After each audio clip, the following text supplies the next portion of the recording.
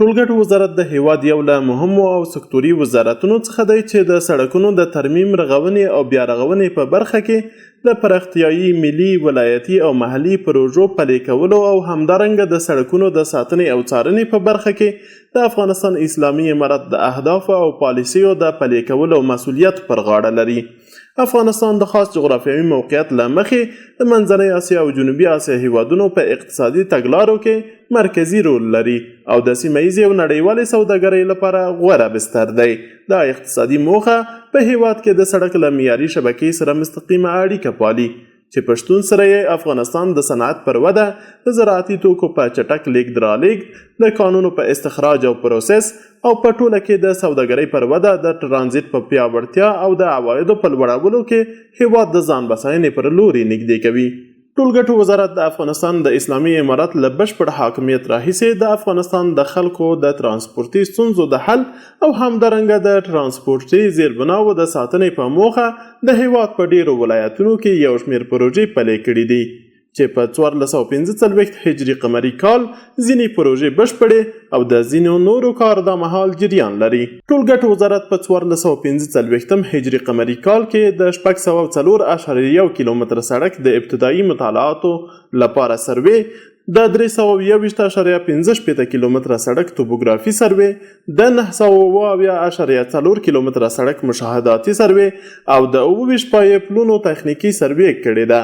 او د غراض د 209.8 کیلومتر سړک، د 160 متره پل او د 4 پایپلونو ترمیماتي ډیزاین بشپړ کړی دی. یاد وزارت په تیر یو کال کې د سړکونو د بیا رغونې په برخه کې په مهمو او بنسټیزو لومړیتوبونو کار کړی دی او د هیواد یو شمېر لویو لارو او سړکونو رغنیزې چارې یې پیل کړي دي.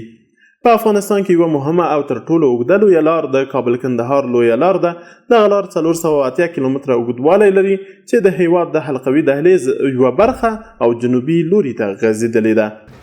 دا سړک کندهار او کابل 480 کیلومتره دی. په دې سړک کې 46 پلونه دي. په دې سړک کې 1914 پلچکان دي. د دې سړک بر 9 متره دی او د بغلان چې دی هر یو 2 متره دی چې دی 11 متره کېږي. یاده لویه لار تیر کال د اساسي بیا رغونې په موخه په 9 بېلابېلو برخو ویشل شوې وه چې سږ کال د لا چټک کاري بهیر په موخه په نورو برخو هم وویشل شوه او دا مهال یې په 13 برخو کې کار په چټکۍ سره جریان لري.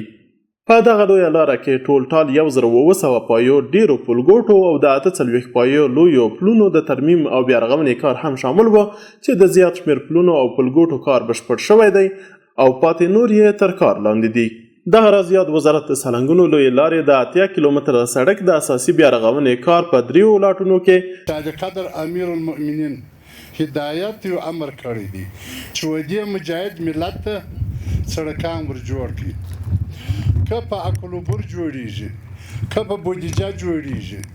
که په معدن جوړیږي، په هره خوا چې کېږي تاسې ودې خلکو ته سړکان، ودې مجاهد ملت ته سړکان ور جوړ کړي. او دغه تونل،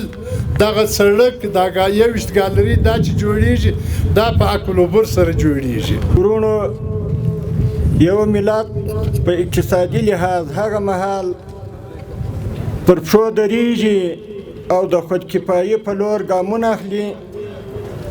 کله چې سالمه زیربنا ولري. د کندهار ارزګان لویې لارې د 108 کیلومتره سړک، د معروف ارغستان د 80 کیلومتره سړک او د یو شمېر نورو مهمو او بنسټیزو پروژو کار پیل کړی دی چې د ځینو رغنیزې چارې بشپړې شوې دي. د دغه پروژو لګښت اکثرا د یاد وزارت له بودیجې څخه تمویلیږي او یو شمېر نور یې د ټول پلازا د محصول او د قانونو په بدل کې له خصوصي سکتور سره قرارداد شوي دي. همدارنګه ټولګټو وزارت په 1445 هجري قمري کال کې یو سلنه د ساتنې او څارنې پروژو کار پیل کړی دی چې د 15 پروژو کار بشپړ شوی او د پاتې 24 پروژو کار جریان لري چې د 1698 کیلومتره اسفالټي سړک د ترمیم او داغګیرۍ کار یې بشپړ شوی دی.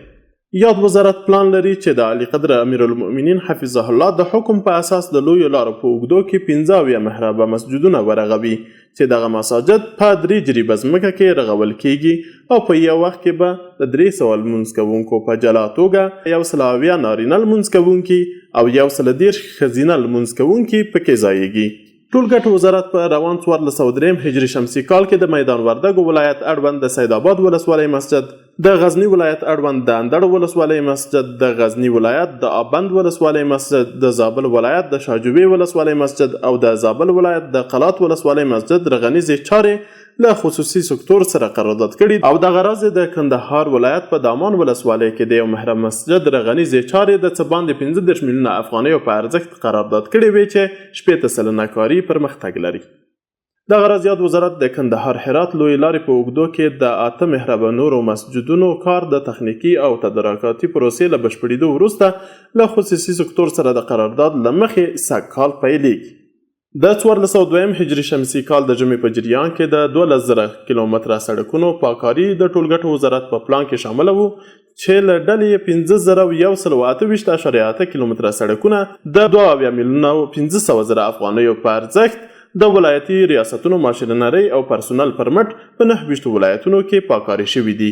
دغه راز 2,603.8 کیلومتره سړکونه په 14 نورو ولایتونو دایکنډي، نورستان، بامیان، غور، غزني، پنجشیر، پکتیا، میدان وردګ، بدخشان، لوګر، سرپل، پکتیکا او تخار ولایتونو کې د خصوصي سکتور سره د واورې پاکونې په موخه قرارداد کړي وو چې د ژمي په جریان کې پاککاري ترسره کړې ده او دغه راز د 15,012 کیلومتره سړکونو څخه په پرله پسې ډول ساتنه او څارنه شوې ده. ټولګټو وزارت د افغانستان اسلامي امارت له تګلارې له مخې کار اهل کار ته د سپارلو په موخه او د اسلامي امارت د موخو د پوره کېدو لپاره د متخصص او وړ کسانو د جذب په موخه تیر کال 500 تنه نوي کارکوونکي په بېلابېلو تخنیکي، مسلکي او اداري برخو کې ګمارلي دي او د یاد وزارت د تیر 1445 هجري قمري کال د پروژو د کار په جریان کې 15,019 تنو کارکوونکو ته په مستقیم ډول او ګڼ شمېر نورو هیوادوالو ته په غیر مستقیم ډول د کار زمینه برابره شوې ده.